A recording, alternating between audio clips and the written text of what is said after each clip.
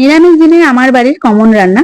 তার জন্য প্রথমেই দুটো কাঁচকলার দুদিকের মাথা কেটে খোসা শুধুই প্রেসার কুকারের মধ্যে দিয়ে দুটো সিটি দিয়ে খোসাগুলো ছাড়িয়ে নিলাম। তারপর একটা কাঁটা চামচ দিয়ে কাঁচকলাটা খুব ভালো করে মেখে নিচ্ছি। এবার এর মধ্যে দিয়ে দেবো 1 চামচ চালের গুঁড়ো, 1.5 চামচ মতো বেসন, সামান্য লবণ, সামান্য হলুদ, 1 চামচ গরম মশলার গুঁড়ো, সামান্য পরিমাণ লঙ্কার গুঁড়ো দিয়ে খুব ভালো করে মেখে নিচ্ছি। জল ছাড়াই মাখতে হবে।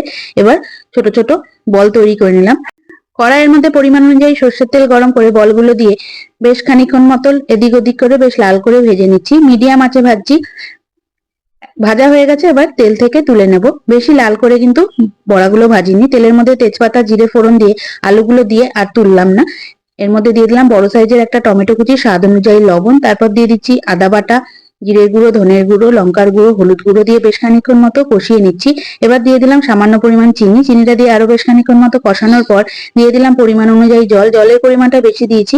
ঢাকনা দিয়ে ঢেকে 3 থেকে 4 মিনিট মতো রান্না করলাম। আলুগুলো সিদ্ধ হয়ে যাওয়ার পর কাঁচকলার কোপ্তাগুলো দিয়ে 2 থেকে 3 মিনিট মিডিয়াম আঁচে ফুটিয়ে নামানোর আগে 1 চামচ গরম মশলার গুঁড়ো দিয়ে নামিয়ে ফেললাম। তৈরি হয়ে গেল নিরামিষ কাঁচকলার কোপ্তা।